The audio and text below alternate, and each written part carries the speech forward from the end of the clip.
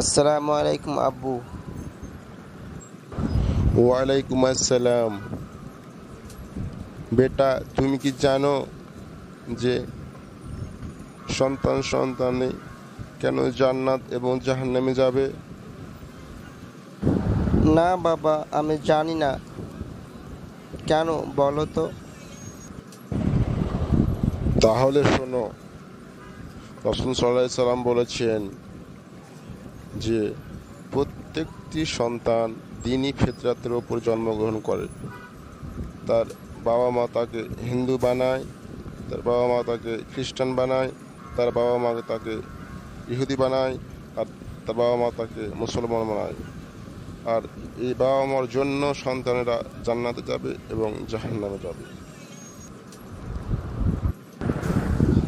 বুঝতে পেরেছি আব্বু, কেন জান্নাত এবং জাহান্নামে যাবে। বাবা মার জন্য সন্তানে জান্নাত এবং জাহান্নামে যাবে।